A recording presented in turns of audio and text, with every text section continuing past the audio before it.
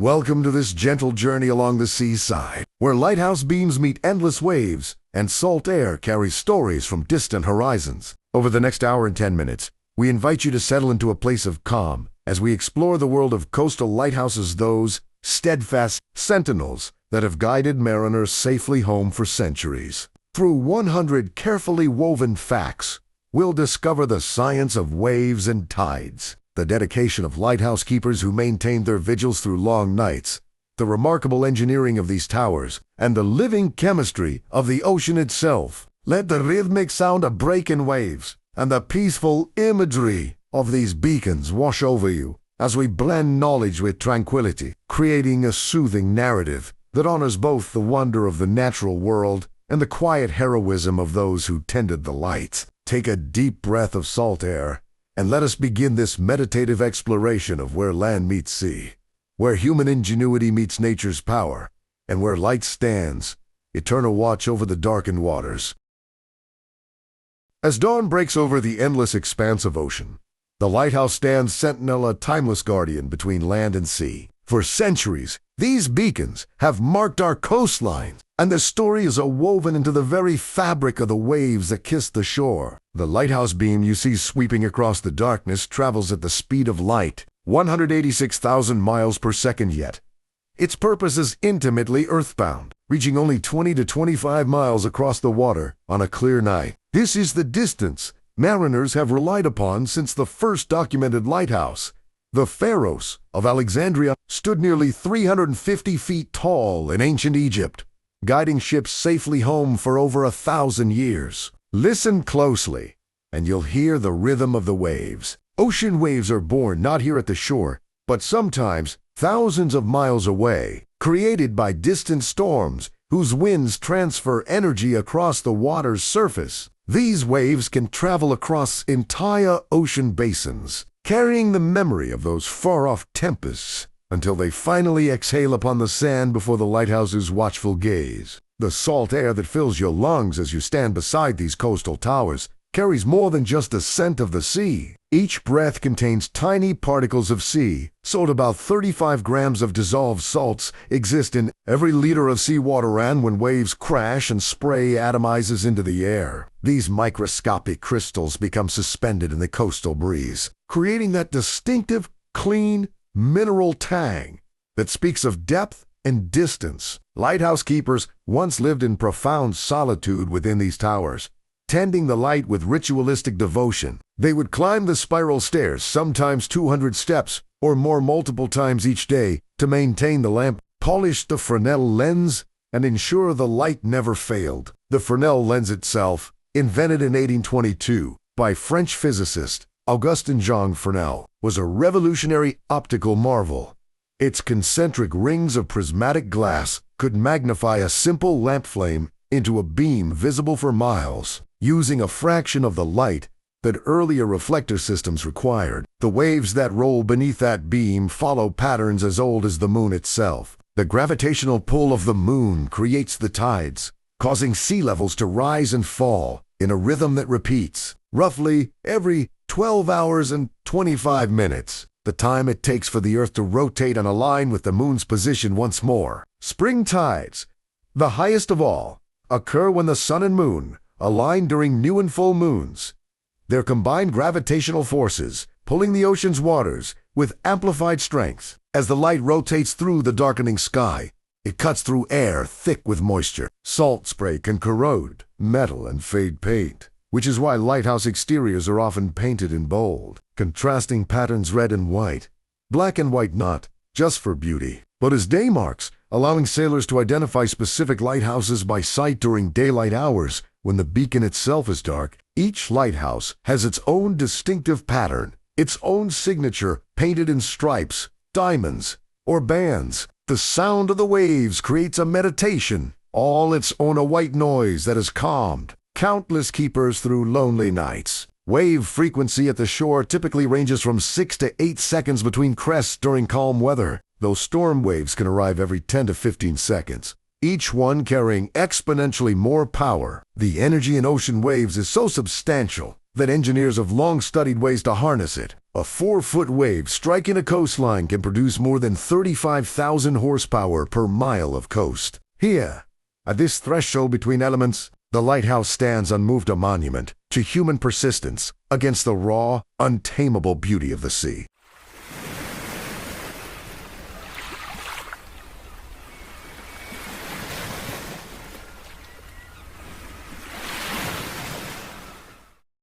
As the morning light strengthens, the lighthouse beam fades into invisibility, yet the tower remains a silent companion to the ever-changing moods of the sea. The ocean before us is never truly still, even on the calmest days, for beneath its surface exists a world of constant motion. The waves that approach the shore undergo a transformation as they enter shallow water. When a wave reaches a depth equal to about half its wavelength, it begins to feel the ocean floor beneath it. The bottom of the wave slows due to friction with the seabed, while the top continues at its original speed, causing the wave to steepen and eventually break in that spectacular cascade of white foam we see rolling endlessly toward the beach. This is why waves always break parallel to the shoreline, regardless of the direction from which they originally traveled. The lighthouse keeper's logbook, a sacred record kept in towers around the world, documented not just the technical details of lamp maintenance and fuel consumption,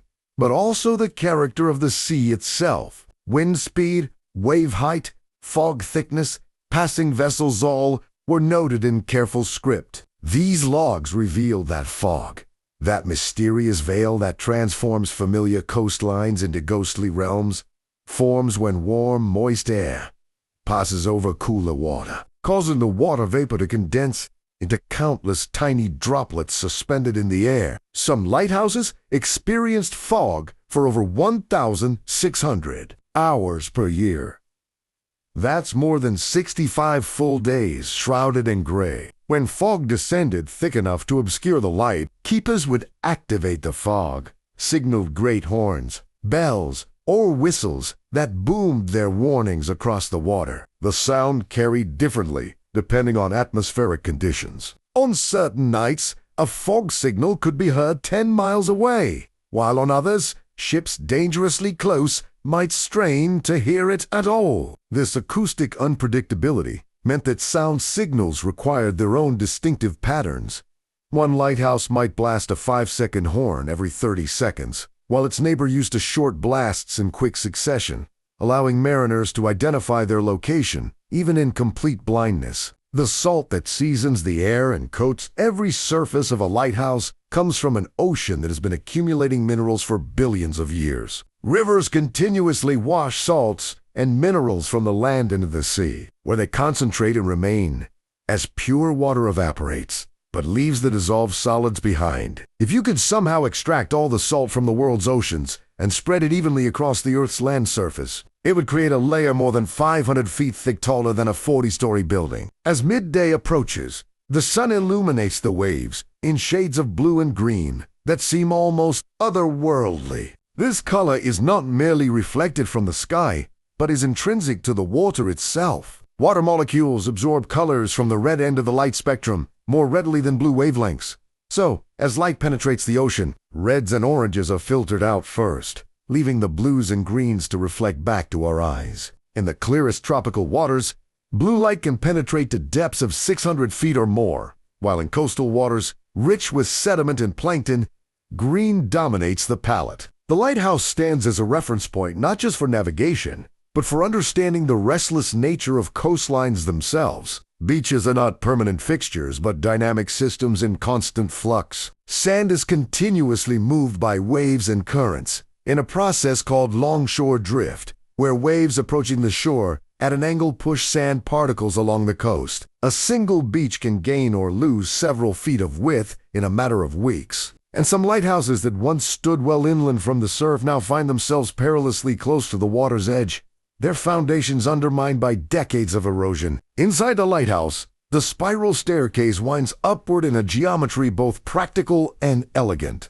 Most lighthouse stairs spiral clockwise as you ascend, a design that dates back to medieval castle towers, where defenders could more horizontally wield swords with their right hands while climbing. But the spiral also represents something deeper, the way light itself can spiral and bend. The Fresnel lens at the tower's crown works by refracting light through its precisely angled prisms, bending the rays into a concentrated horizontal sheet that sweeps the horizon, transforming a small flame or electric bulb into a beacon visible across vast distances. The rhythm of the tides creates a pulse that governs life along the shore. During high tide, the ocean reaches up toward the lighthouse's base, while 6 hours later, at low tide, it retreats to reveal tide pools and rocks normally hidden beneath the waves. The difference between high and low tide, the tidal range varies dramatically by location. In some areas like the Mediterranean Sea, tides might shift the water level by only a foot,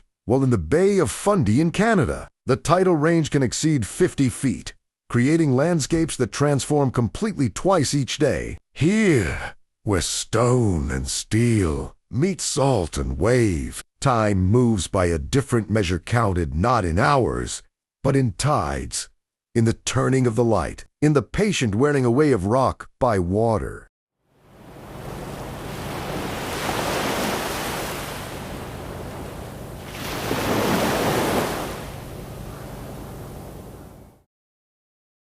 As afternoon settles over the coast, the lighthouse casts its shadow across the weathered rocks below, a dark finger pointing inland, reminding us that these towers serve as timepieces of a sort and dials, marking the passage of hours by the movement of their silhouettes across the land. The waves continue their approach, and if you watch carefully, you'll notice they often arrive in set groups of larger waves, followed by smaller ones, in a pattern that seems almost deliberate. This phenomenon occurs because waves of different wavelengths travel at different speeds across the ocean. Longer waves move faster than shorter ones, so waves naturally sort themselves into groups as they travel. Mariners have long observed that within any given set, every seventh wave tends to be the largest.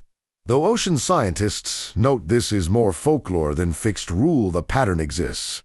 But the count varies with conditions. The lighthouse keeper's world was governed by a substance that seems almost archaic to us now. Whale oil, kerosene, and eventually acetylene gas fueled these beacons before electricity reached remote shores. A single lighthouse could consume 400 gallons of whale oil per year in the early 1800s, requiring keepers to haul heavy containers up those endless spiral stairs. The introduction of kerosene in the 1860s was revolutionary. It burned brighter, cleaner, and cost far less than whale oil, which had become scarce as whale populations dwindled from over. Each evening at dusk, the keeper would light the lamp with ritualistic precision, knowing that lives depended on that flame never going dark. The ocean itself is layered like a vast, liquid cake, with distinct zones determined by temperature and salinity. The surface layer, warmed by the sun and mixed by wind and waves, extends down about 300 feet. Below this lies the thermocline, where temperature drops rapidly with depth, and beneath that, the cold, dark, deep ocean that comprises most of the sea's volume. These layers don't mix readily there, separated by differences in density, which is why a lighthouse keeper standing on the shore might feel a warm breeze, while the water at their feet remains shockingly cold, drawn from deeper layers by upwelling currents. Salt air carries more than minerals. It carries memories embedded in scent. The distinctive smell of the ocean comes partly from dimethyl sulfide, a compound produced by the microscopic plants that drift in the surface waters and form the foundation of the ocean's food web. These tiny organisms produce more than half of Earth's oxygen through photosynthesis, making every breath we take a gift from the sea. When phytoplankton die or are eaten, they release dimethyl sulfide into the air, creating that sharp,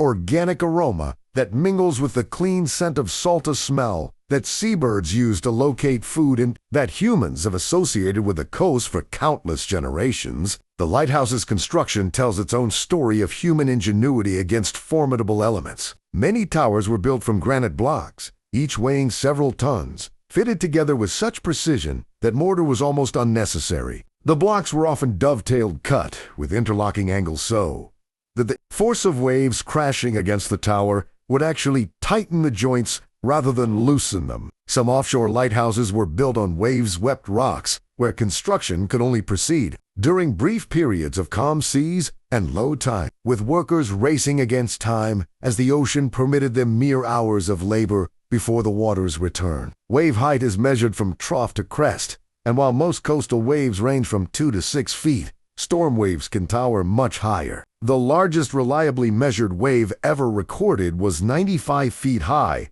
observed from the USS Ramapo in the Pacific Ocean during a 1933 typhoon. But even everyday waves carry tremendous force. The pressure they exert on coastal structures can exceed 6,000 pounds per square foot during severe storms, which is why lighthouses are built with such massive walls, sometimes 10 feet thick at the base, tapering as they rise toward the lantern room. The rotation of the Earth itself influences the waves and currents that swirl around the lighthouse's foundation. The Coriolis effect, caused by Earth's spin, deflects moving water to the right in the northern hemisphere and to the left in the southern hemisphere. This creates the great circular ocean currents called juras that distribute heat around the planet. The Gulf Stream, the Kuroshio Current, the Brazil Currentivers within the ocean that flow with such consistency that early mariners learned to harness them, saving weeks on transoceanic voyages. As shadows lengthen across the water,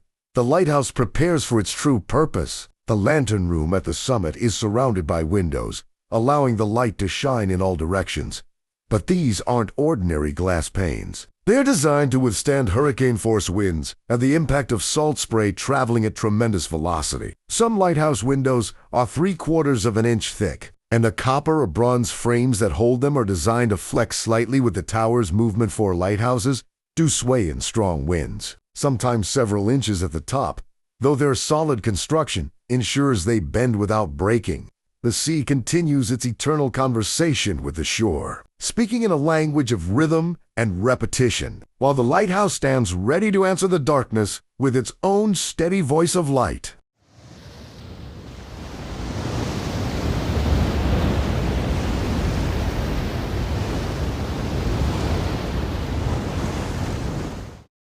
As the afternoon sun begins its descent toward the horizon, the quality of light shifts, becoming warmer, more golden. The lighthouse stands patient, waiting for twilight, when its purpose transforms from monument to guardian, from stone and steel to living beacon. The ocean's color deepens as the angle of sunlight changes, and beneath the surface, a hidden world pulses with life. Seawater contains approximately 35 parts per thousand of dissolved salts, mostly sodium chloride, the same salt on our tables, but also magnesium, calcium, and potassium. This salinity makes seawater denser than fresh water, which is why ships float higher in the ocean than they do in rivers, and why swimming in the sea feels different, more buoyant. The human body, interestingly, contains salt water. Our blood has a salinity of about 9 parts per thousand, an echo of our ancient evolutionary origins in the sea. Lighthouse keepers developed an intimate knowledge of the sea's moods, reading subtle signs that most would overlook. A sudden change in wave pattern could signal a distant storm, still beyond the horizon but already sending its energy ahead in the form of long-period swells. These storm swells can travel thousands of miles from their source, arriving as orderly sets of waves long after the storm that created them has dissipated. A swell generated by a hurricane off the coast of Africa might arrive at a North American lighthouse a week later, gentle and rhythmic, bearing no resemblance to the chaos of its birth. The lantern room houses not just the lens, but a mechanism of remarkable precision. In the era before electricity, many lighthouse lamps rotated on a clockwork mechanism powered by weights suspended within the Tawatha. Same principle as a grandfather clock, but on a much grander scale. The keeper would crank these weights to the top of the tower, and as they slowly descended, they turned gears that rotated the lens, creating the lighthouse's characteristic flash pattern. Some of these mechanisms were so precisely calibrated, they had to be wound every few hours, meaning the keeper could never sleep for more than short intervals through the long night. The white foam that crowns breaking waves is born from a violent mixing of air and water. As a wave breaks, it traps millions of tiny air bubbles, And these bubbles are further broken down by turbulence into a foam that can persist for many seconds before the bubbles rise and pop. This foam plays a crucial role in ocean chemistry. It increases the surface area where air meets water, facilitating the exchange of gases between atmosphere and ocean. The ocean absorbs about 25% of the carbon dioxide humans release into the atmosphere, acting as a massive buffer against climate change. Though this comes at a cost, gradually making seawater more acidic. Salt spray doesn't just season the air, it shapes the very landscape around the lighthouse. Plants that grow near the coast must be specially adapted to tolerate salt, which would kill most inland species. These halophytes, or salt-loving plants, have developed strategies to cope. Some exclude salt at their roots, others sequester it in special cells, and still others excrete it through their leaves. The twisted, windswept shapes of coastal trees and shrubs are sculpted by salt-laden winds, with branches growing only on the leeward side, creating natural wind vanes that permanently record the prevailing direction of ocean breezes. The foundation of a lighthouse often extends far deeper than the tower is tall. Builders would excavate down to bedrock or drive pilings deep into the earth to create a stable platform capable of withstanding not just the tower's weight, but the lateral forces of wind and the subtle but persistent vibrations caused by wave action against the shore. Some lighthouses have foundations that extend 30 feet below ground, anchoring them against the earth's firmness as surely as they reach toward the sky. Waves approaching the shore carry information about the ocean floor and their behavior. When waves encounter a sandbar or underwater ridge, they slow and steepen. When they pass over a deeper channel, they speed up and flatten. Experienced keepers and mariners learn to read these patterns, understanding that certain wave behaviors indicated hidden dangerous rocks, shoals, or shifting sandbars that could tear the bottom from an unwary vessel. The lighthouse marked the safe path, but knowing how to read the waves themselves provided an additional layer of wisdom. The color of the lighthouse beam itself varied by design and purpose. While most lights appeared white, some used colored panels red or green to mark specific danger zones or to differentiate the light from neighboring beacons. A ship's captain, seeing a red flash, would know immediately to alter course, as red traditionally marked hazards. The colored panels were simply pieces of tinted glass that rotated with the lens, transforming the white light for a few seconds of each rotation cycle, creating a signature as distinctive as a fingerprint. As evening approaches and the first stars begin to appear in the eastern sky, the lighthouse keeper of old would make final preparations. The lens would be polished one last time, the lamp trimmed and adjusted, the logbook brought up to date. Soon, the light would blaze forth, and another vigil would begin, a conversation between human determination and the eternal indifference of the sea, mediated by glass and fire, by precision and devotion.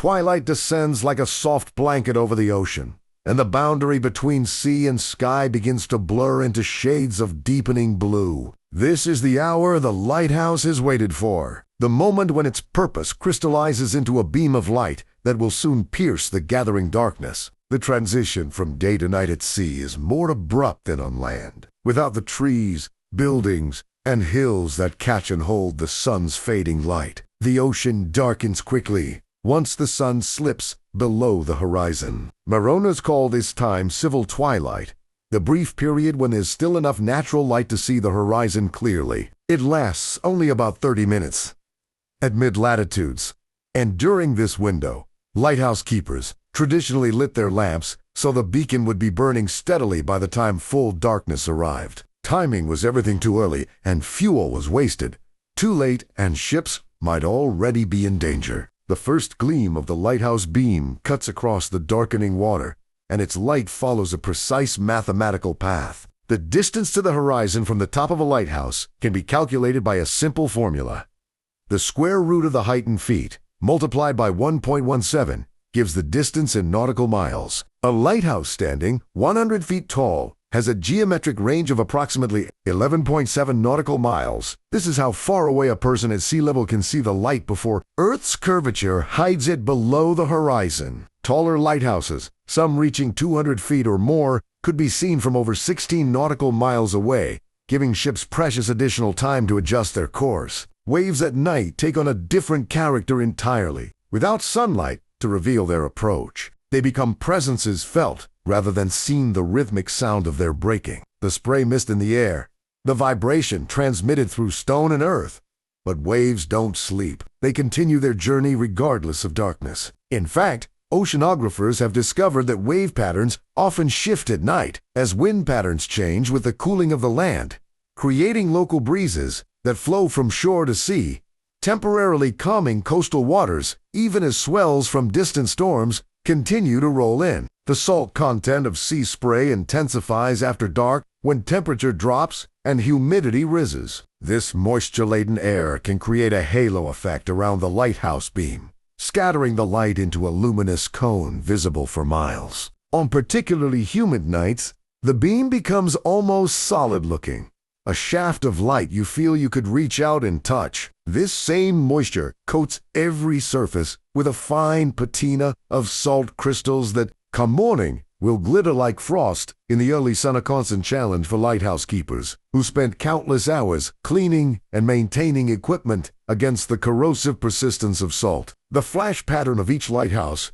is as unique as a signature, carefully designed so that no two nearby lighthouses can be confused. Some lights flash once every 5 seconds, others twice every 10. Still others rotate continuously with brief eclipses of darkness. These patterns are recorded in nautical charts and lightless official publications that mariners study carefully before embarking on a voyage. A captain approaching an unfamiliar coast at night would time the flashes with a pocket watch, counting the interval between them, then consult the chart to confirm which lighthouse they were seeing. This simple system of timed flashes saved countless lives. Beneath the waves, invisible to the lighthouse beam, ocean currents continue their complex dance. Surface currents are driven primarily by wind, but deeper currents in the oceans, true rivers are driven by differences in water density caused by temperature and salinity variations. These thermaline currents form a global conveyor belt that circulates water throughout the world's oceans, taking approximately 1,000 years to complete one full cycle. A drop of water sinking near Greenland might not return to the surface until it reaches the North Pacific. Centuries later, a journey far longer than any lighthouse has stood watch. The lighthouse keeper's night shift was a marathon of vigilance. Every few hours, the lamp required attention, a wick trimmed to ensure an even flame, the fuel reservoir checked and refilled, the clockwork mechanism rewound. In winter, ice could form on the lantern room windows, blocking the light. So keepers would venture out onto narrow catwalks high above the rocks, secured by a safety line, to chip away the ice with hammers and scrapers while freezing winds threatened to tear them from their perch. It was dangerous work, performed in darkness, with nothing below but churning waves and jagged stone. Bioluminescence sometimes paints the nighttime waves with an otherworldly glow. Tiny organisms, called dinoflagellates, produce flashes of blue-green light when disturbed by wave motion. This phenomenon, which can make breaking waves look as though they're filled with liquid stars, is a chemical reaction similar to that of fireflies. The light serves as a defense mechanism, startling predators or attracting larger predators to eat whatever is disturbing them. On certain rare nights, when these organisms bloom in vast numbers, entire beaches can glow with every footstep, and the wake of a ship becomes a river of light, a natural magic that early lighthouse keepers witnessed in wonder, lacking the scientific explanation but understanding intuitively that the ocean held mysteries beyond human comprehension. As the night deepens and the stars wheel overhead, the lighthouse beam sweeps round and round, measuring time not in minutes but in rotations, keeping its faithful vigil over the dark waters, a promise made of light against the vast uncertainty of the sea.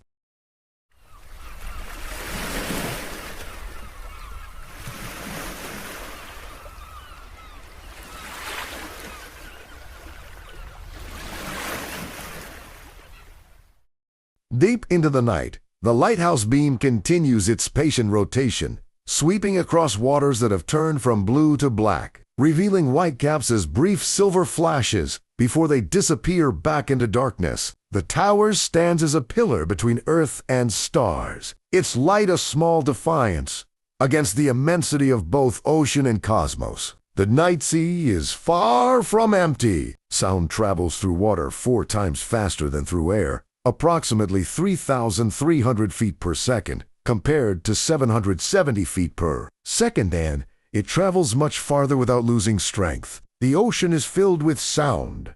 The clicks and whistles of dolphins, the haunting songs of whales that can travel hundreds of miles, the snap of shrimp, and the grinding of rocks in the surge. In the era before engine noise filled the seas, these natural sounds dominated, and some lighthouse keepers stationed on remote rocks reported hearing whale songs through the stone foundations of their towers, transmitted from water through rock to Iran ancient music rising from the depths. The Fresnel lens that focuses the lighthouse beam is a marvel of geometry and craftsmanship. These lenses were classified by order, with a first-order lens being the largest, standing over 12 feet tall and weighing several tons. The glass prisms were hand-ground and polished, each one precisely angled to bend light rays into a parallel beam. A first-order Fresnel lens could amplify a single lamp into a beam visible 20 miles or more at sea. Yet it used less fuel than earlier reflector systems that achieved half that range.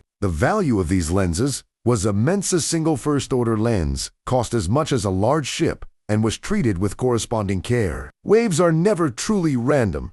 Despite their chaotic appearance, they follow predictable physical laws, and oceanographers describe them using wave spectrometrical representations of the mix of different wavelengths present in any given sea state. Every patch of ocean contains short, choppy wind waves superimposed on longer swells, and the resulting surface is the sum of all these components added together. When swells from different distant storms converge, they can create interference patterns where waves briefly amplify or cancel each other, producing the occasional rogue wave, a wall of water twice the height of the surrounding seas, appearing suddenly and then vanishing just as quickly. The air temperature drops several degrees in the hours after midnight, and this cooling creates conditions for fog to form with startling speed. When warm, moist air that has been sitting over relatively warm water encounters cooler night air, condensation occurs rapidly. Fog can roll in from the sea like a living thing, swallowing the coastline in minutes, reducing visibility to mere feet. In these conditions, the lighthouse beam becomes almost useless. Light scatters off billions of water droplets, creating a luminous glow that barely penetrates beyond the lantern room. This is when fog signals become critical. Their deep bass notes vibrating through the dense air, providing guidance where light cannot. Salt's preservative qualities extend beyond food to the very rocks the lighthouse stands upon. Granite, the preferred building material for lighthouses, contains minerals that are remarkably resistant to salt erosion, which is why granite lighthouses built 150 years ago still stand solid today. However, salt can work its way into tiny cracks and crevices, and as the salt absorbs moisture from the air, it expands and contracts with temperature changes, gradually widening those cracks. A process called salt weathering that operates on geological timescales but never stops, ensuring that even the sturdiest lighthouse will eventually return to the elements from which it was built. The keeper's quarters attached to most lighthouses were designed with practicality in mine-thick walls for insulation, small windows to minimize heat loss, and storage areas for months' worth of supplies, as winter storms could make delivery by boat impossible for weeks at a time. Keepers and their families lived in profound isolation, especially in offshore lights, where the nearest land might be visible only as a distant smudge on the horizon. Children grew up timing their lives to the rhythm of the light's rotation, falling asleep to its periodic flash sweeping across their bedroom walls, learning to read the ocean's moods as naturally as city children learn to navigate traffic. Deep ocean swells have extraordinary wavelengths. The distance from one wave crest to the next can exceed 1,000 feet. Though the wave height might be only 6 or 8 feet, these gentle giants undulate across the surface almost imperceptibly until they feel the ocean floor and transform into breaking surf. A lighthouse keeper watching the sea at night could often tell from the interval between waves whether they were seeing local wind waves or deep swells from a distant storm. Knowledge that informed predictions about weather to come. The lighthouse beam itself creates its own small ecology. Migrating birds, disoriented by darkness or fog, are drawn to the light and sometimes circle it for hours, unable to break free of its attraction. On foggy nights during migration season, the air around some lighthouses would be filled with hundreds of birds. Thrushes sparrows their calls, creating a chorus that mixed with the sound of waves and fog signal. Lighthouse keepers became amateur ornithologists by necessity, and their logs often recorded bird strikes, plumage samples, and observations about migration timing that contributed valuable data to the emerging science of ornithology. As the night reaches its deepest point, the hours between midnight and dawn, when human vitality ebbs lowest, a lighthouse keeper would fight fatigue, knowing that this was when vigilance mattered most. Ships traveled through the night to make schedules, and a dark lighthouse could mean disaster. So the keeper would climb the stairs once more, check the lamp, wind the mechanism, and look out over the dark waters, seeing perhaps a distant ship's light answering the beacon's call, a confirmation that the lonely watch had purpose, that the light mattered, that someone out there in the darkness was being guided safely home.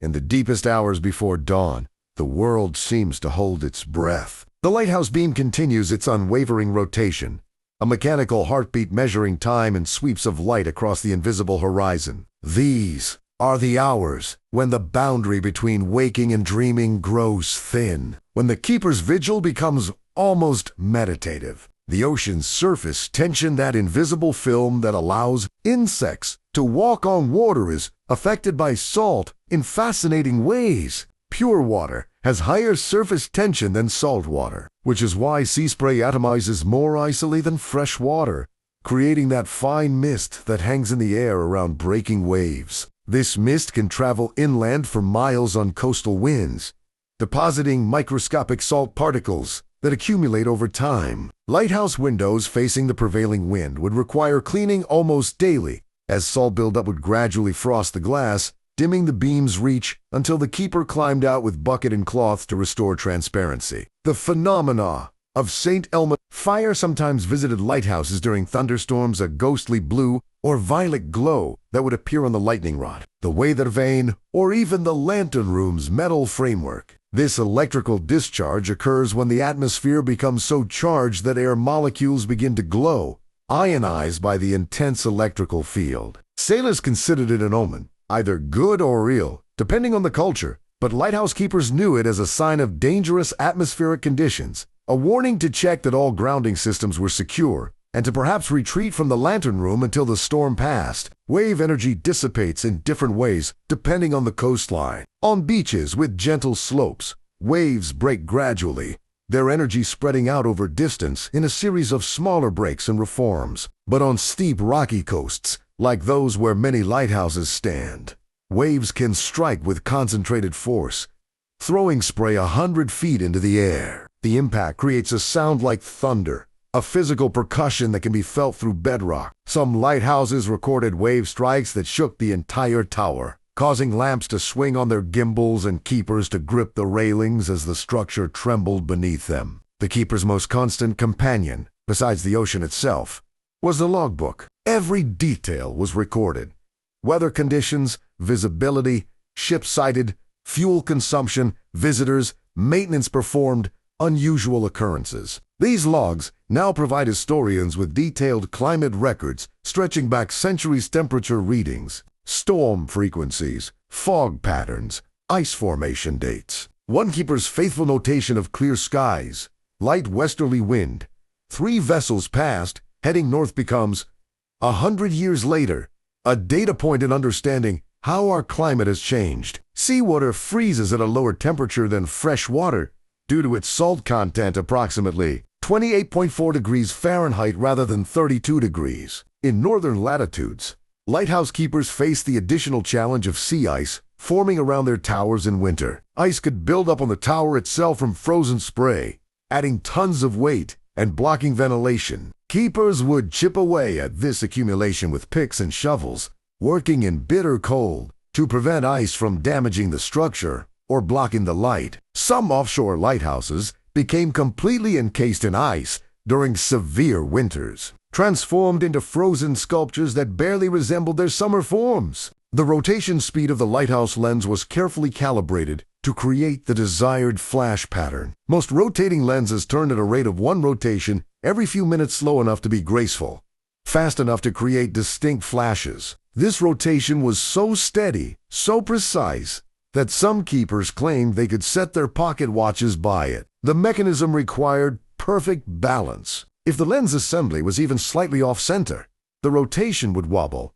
creating an irregular flash that could confuse mariners. Adjusting this balance was a delicate art involving the addition or subtraction of small weights until the lens floated on its mercury bath or ball-bearing track with perfect equilibrium. Phosphorescence in the water diffry from the bioluminescence created by genoflagellates occurs when certain dissolved organic compounds emit light after being energized by sunlight during the day. This stored light releases slowly over hours, creating a subtle glow in the water that's most visible in total darkness. Some keepers reported being able to see this glow on moonless nights, a faint luminescence that outlined the shapes of waves and occasionally revealed the passage of large fish or marine mammals as darker shadows moving through the glowing water. The loneliest lighthouses were those built on isolated rocks, miles offshore, accessible only by boat and only in calm weather. Keepers stationed at these lights might go months without setting foot on the mainland, their only connection to the outside world being supply boats that came when weather permitted and occasional radio communication in later years. Some offshore lights were staffed by teams of 3 keepers who rotated duties in shifts, ensuring the light was never left unattended. These men developed a forced intimacy, sharing cramped quarters and tedious routine, learning to read each other's moods and grant each other's space in an environment where privacy was almost impossible. As the first hint of dawn begins to pale the eastern sky, so subtle at first, it might be imagined the keeper prepares for the end of the night's vigil. Soon the lamp will be extinguished, the lens covered to protect it from the sun's heat, the logbook updated with the night's final entries. But for now, in these last moments of darkness, the beam still sweeps faithfully across the water, and the waves still roll toward shore, and the ancient conversation between light and darkness, between human persistence and oceanic vastness, continues its eternal exchange.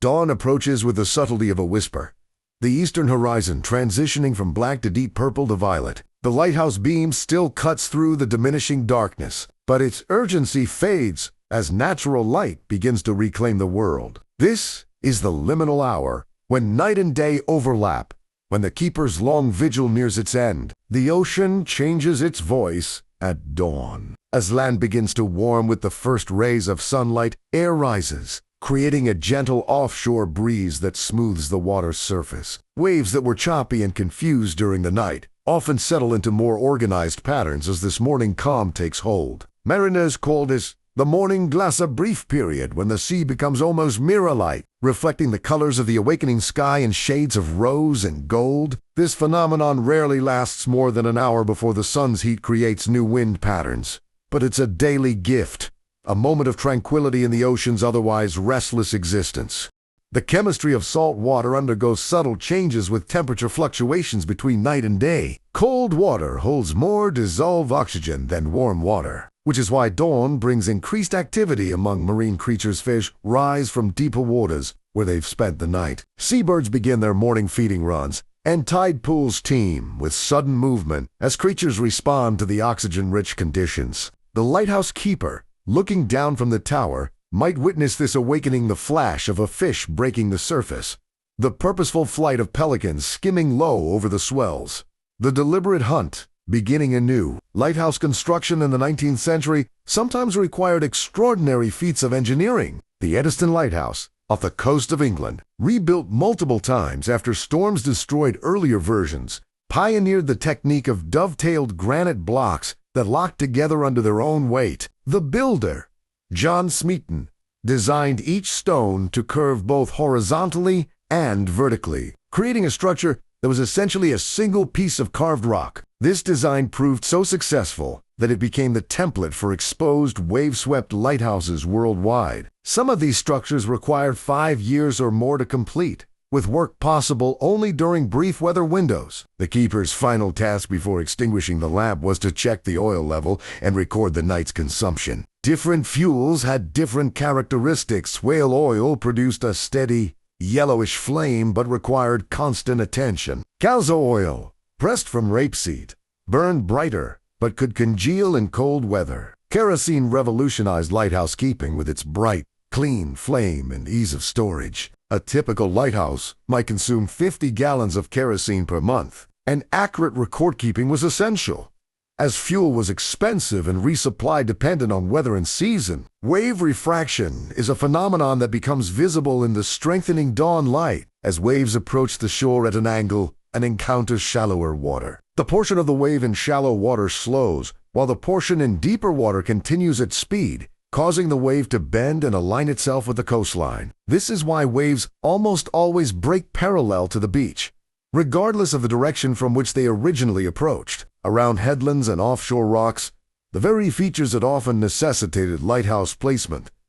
This refraction concentrates wave energy, creating zones of intense wave action that can erode rock and reshape coastlines over decades and centuries. The moment of sunrise itself held special significance for lighthouse keepers. As the sun's first rays struck the horizon, the keeper would note the exact time, record it in the log, and then extinguish the lamp. The Fresnel lens, which had transformed lamplight into a powerful beacon all night, now needed protection from the sun's rays, which could focus through the lens and create intense heat capable of starting fires. Canvas curtains would be drawn around the lens, or wooden shutters closed, transforming the lantern room from a beacon into a darkened chamber where the precious lens could rest safely until evening called it back to service. The air pressure changes that occur at sunrise can be subtle but measurable. As the land warms, air rises, creating a slight drop in barometric pressure. Lighthouse keepers were often amateur meteorologists, by necessity, learning to read barometer trends, cloud formations, and wind shifts to predict approaching weather. A rapidly falling barometer meant storms were approaching. A steady, high pressure promised fair weather. This knowledge could mean the difference between completing necessary repairs on the tower or being caught outside when a squall struck. Seabirds used the lighthouse as both navigation aid and refuge. Gulls, terns, and cormorants would roost on the towers, galleries, and railings. Their presence adding another layer to the keeper's duties, cleaning away guano that could corrode metal and stone. But these birds were also companions of a sort, their behavior providing information about weather and fishing condition. When seabirds flew inland in large numbers, storms were often approaching from the sea. When they dove frantically over a particular patch of water, it indicated baitfish near the surface, driven there by predators below, a sign of the ocean's vitality, its endless cycles of pursuit and survival. As full daylight arrives and the keeper finally extinguishes the lamp, a thin trail of smoke rises from the dying flame. The lens stops its rotation, the clockwork mechanism falls silent, and the tower settles into its daytime role as landmark rather than beacon. The keeper descends the spiral stairs one more time, tired but satisfied, knowing the night has passed without incident, that the light has kept its promise. Outside, the ocean continues, under the rising sun, its waves catching the morning light and transforming it into countless dancing reflections. Different kind of beacon, wild and beautiful, and utterly beyond human control.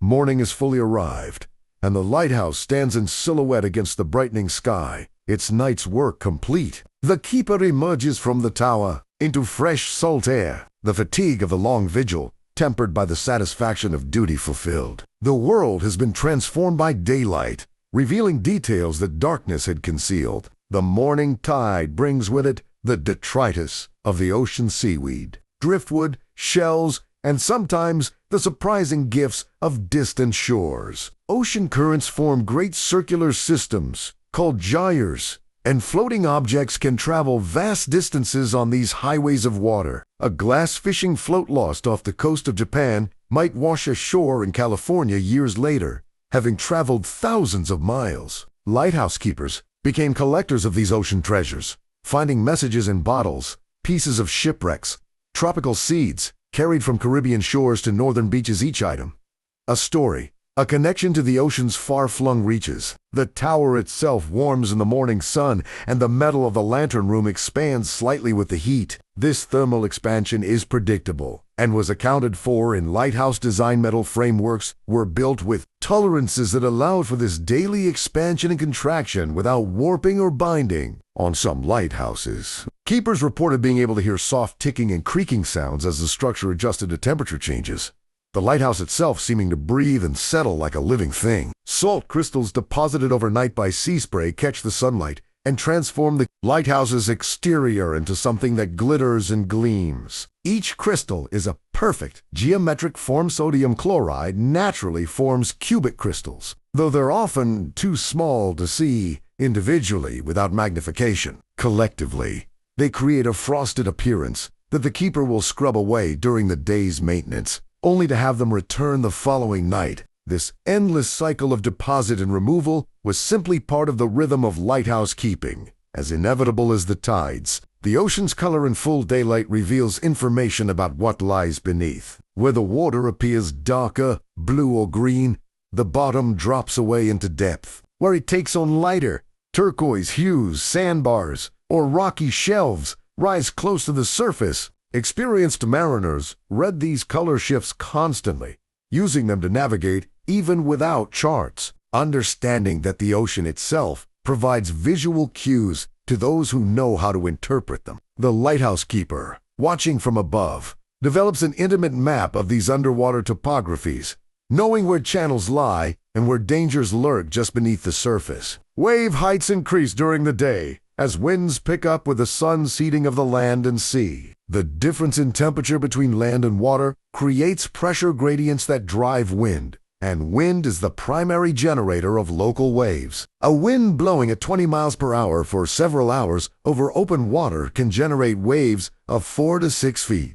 Double that wind speed to 40 miles per hour, and the waves can grow to 15 feet or more. Wave height increases roughly with the square of the wind speed, meaning small increases in wind can produce dramatically larger seas. The daily routine of lighthouse maintenance was demanding and detailed. Brass fixtures needed polishing to prevent tarnish from salt air. Windows required cleaning inside and out. The lens itself demanded careful attention, dusted with a soft cloth, never touched by bare hands, as even the oils from skin could leave marks that would scatter light and reduce the beam's effectiveness. Stairs needed sweeping, railings checked for corrosion, paint touched up where weather had worn it away. A lighthouse was never finished. It existed in a constant state of active preservation, fighting against the deteriorating forces of wind, salt, and time. The keeper's garden, where one existed near shore-based lighthouses, often struggled against the harsh coastal environment. Vegetables and flowers had to contend with salt spray,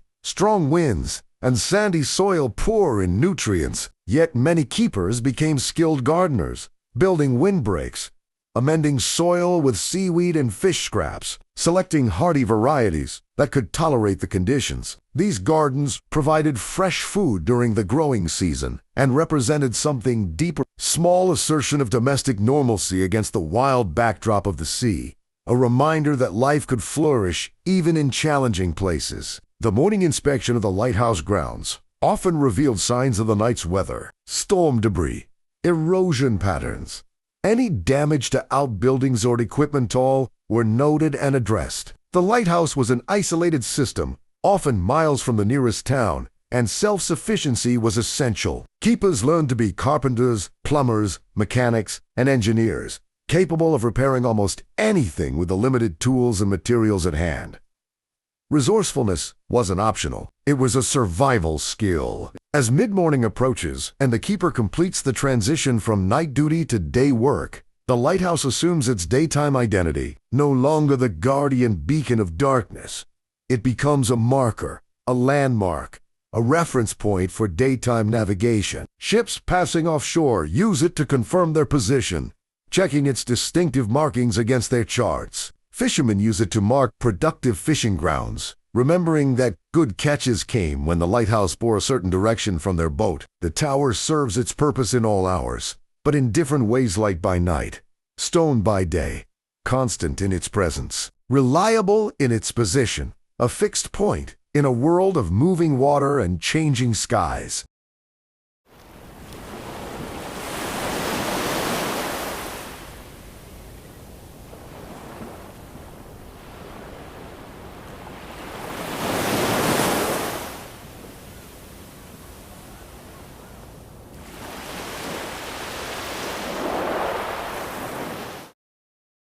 As the morning matures into late morning, the lighthouse stands as witness to the ocean's endless activity. The keeper's day is far from over. The night's vigil may have ended, but the work of maintaining this sentinel continues under the bright coastal sun. The wind patterns shift as the day progresses, creating what coastal dwellers know as the sea breeze. As land heats faster than water, warm air rises over the shore, drawing cooler air in from the ocean to replace it. This onshore breeze typically begins mid-morning and can reach speeds of 10 to 15 miles per hour by afternoon. Ancient mariners understood this pattern intimately, timing their departures and arrivals to work with these predictable winds. The lighthouse keeper feels this breeze as a cooling presence, a natural ventilation system that carries away the stuffiness of the enclosed tower and brings the fresh scent of open ocean. The foundation stones of the lighthouse, visible at low tide, tell their own geological story. Many lighthouses were built on granite outcroppings, ancient rock, formed deep within the Earth's crust and exposed by millions of years of erosion.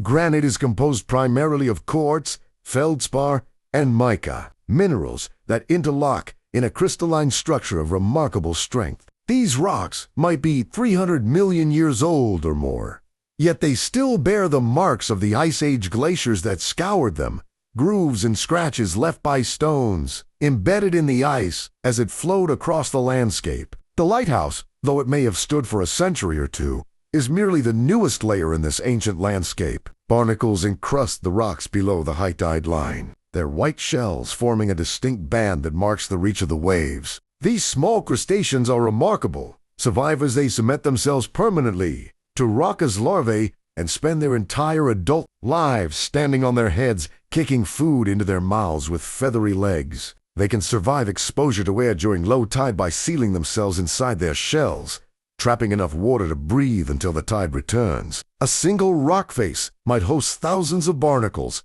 and the sound they make feeding during high tide, a collective clicking and rasping, can be heard by the keeper standing above. The lighthouse's paint scheme serves purposes beyond aesthetics and identification. White paint, the most common color for lighthouse towers, reflects sunlight and helps keep the interior cooler during summer months. The contrast of black bands, red stripes, or other markings makes each lighthouse distinctive from a distance. But paint also protects its seals masonry against moisture intrusion, prevents metal from rusting, and provides a barrier against the relentless salt. A lighthouse might require repainting every 5 to 7 years, and the job was monumental, often requiring scaffolding, hundreds of gallons of paint, and weeks of work during favorable weather. Ocean swells that seem uniform from shore are actually composed of multiple wave trains, traveling at different speeds and directions. When these wave trains align, when their crests coincide, they create larger waves through constructive interference. When they're out of phase, they partially cancel each other, creating smaller waves. This is why waves seem to come in sets, with periods of larger waves, followed by calmer intervals. Surfers and sailors have understood this pattern for generations, timing their actions to the rhythm of the sets, working with the ocean's natural pulse rather than against it. They keepers' meals were often simple but satisfying: salted fish, preserved vegetables, bread baked in the lighthouse's own oven. Supplies were ordered months in advance and delivered when weather permitted. Running out of essential items could mean hardship, so keepers became meticulous planners, maintaining inventories and rationing carefully. But the ocean also provided. Fish could be caught from nearby rocks, mussels and clams gathered at low tide, seaweed harvested for various uses. The lighthouse keeper existed at the intersection of isolation and abundance, cut off from conventional supply chains, but surrounded by the ocean's resources for those who knew how to access them. The height of waves is influenced not just by wind speed, but by the distance over which wind blows across open water and duration. How long the wind blows. A strong wind blowing for just a few minutes creates choppy but relatively small waves. That same wind blowing for hours, over hundreds of miles of open ocean, creates the powerful swells that can travel thousands of miles. The largest ocean swells are born in the great storm systems of the Southern Ocean, where wind can blow unimpeded around the entire planet, building waves that eventually reach distant shores as the orderly, powerful swells that surfers prize. As noon approaches, the sun reaches its zenith, and shadows shrink to their shortest extent. The keeper might pause in the day's work to take a noon sight with a sextant measuring the sun's angle above the horizon to verify the lighthouse's exact latitude, a practice that connects lighthouse keeping to the broader maritime tradition of celestial navigation. The sun's position, the stars' configurations, the planet's movements, all these were tools by which humans found their way across the trackless ocean. And the lighthouse itself was another such tool. A fixed star on the terrestrial shore, the lighthouse stands now in full daylight, its beam silent and dark, but its presence undiminished. Ships pass on the horizon, their smoke or wake visible from the tower's height. Fishing boats work closer to shore, their crews perhaps waving to the keeper if they pass near enough. The ocean continues its eternal motion, waves rolling in with the same rhythm they've maintained for millions of years, long before the first lighthouse was built, and long after the last one falls silent. The keeper, standing at the threshold between human endeavor and natural force, understands that the lighthouse is both essential and temporary, both powerful and fragile, a promise made by one generation to the next, that the light will continue, that the vigil will be kept, that those at sea will not be forgotten.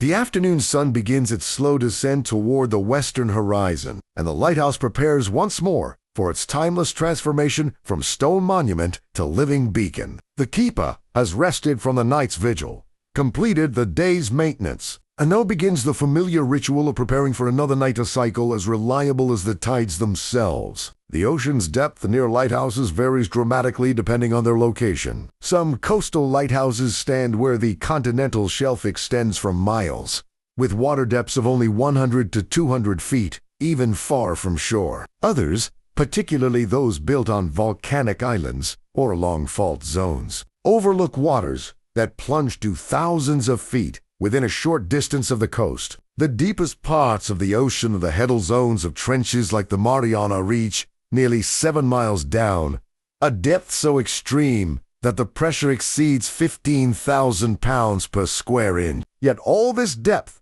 all this vast volume of water, is moved by the same forces the lighthouse keeper observes at the surface: wind, temperature, the moon's gravity, and the Earth's rotation. As the afternoon progresses, the keeper begins the ascent to the lantern room, carrying cleaning supplies, tools, and fresh fuel. The spiral stairs, climbed countless times, are worn smooth in the center where generations of feet have trod. These depressions in the stone are a record of human presence, a reminder that this lighthouse has been tended not by a single keeper but by a succession of devoted individuals, each adding their footsteps to those who came before. Some lighthouses have been in continuous operation for over 200 years, their lights maintained through wars and peace, through technological revolutions, through the profound changes that have transformed human civilization. The salt content of the ocean has remained relatively stable for millions of years, a dynamic equilibrium maintained by the balance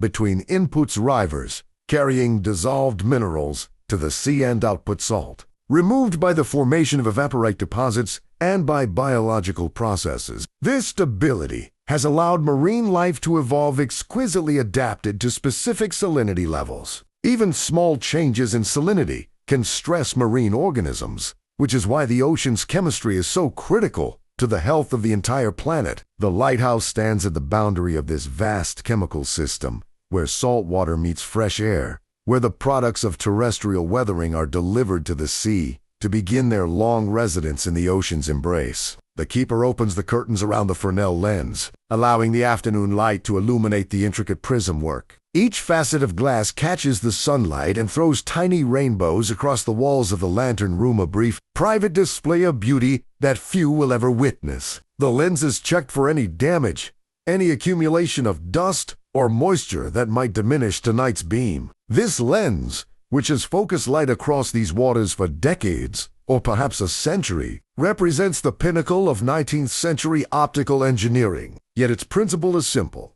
Bend light, rays into parallel paths, concentrate their energy, and send them on their way. Wave energy reaching the shore represents the culmination of processes that began far away and long ago. A wave breaking on the beach today might have started as a ripple in a storm 3 days ago and 1,000 miles distant. That energy has traveled across the ocean, been refracted around obstacles, interfered with other waves, felt the ocean floor, and finally releases itself in that climactic moment of breaking, a transformation of potential energy into kinetic energy, into sound, into the turbulent mixing of water and air, into the grinding of sand and the reshaping of the shore. And then the water returns to the sea to begin the cycle again, for the ocean never exhausts itself, never runs out of energy to send waves against the land. The keeper lights the lamp as the sun touches the horizon, and the lighthouse begins its transformation. The beam, barely visible in the remaining daylight,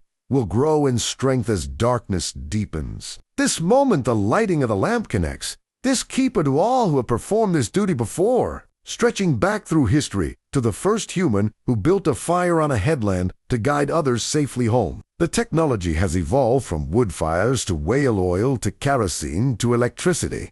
But the purpose remains unchanged: to create light where darkness threatens, to mark danger, to show the way, to promise that land is near and safety is possible. The evening tide is coming in, pushed by the moon's gravity, as Earth rotates beneath the tidal bulge. This tide will be higher than yesterday's because the moon is approaching full. And in 2 weeks, when it reaches new, the tides will be higher still. This predictable rhythm has governed coastal life since the beginning, determining when boats can enter harbors, when beaches are accessible, when certain fish come close to shore to feed. The lighthouse keeper knows the tide tables as intimately as a musician knows a familiar score, understanding not just the times, but the character of each tide, how wind and barometric pressure can enhance or diminish the predicted heights. As darkness settles over the ocean like a blanket, the lighthouse beam cuts through it with renewed purpose. The waves, invisible now, except when illuminated by that sweeping beam,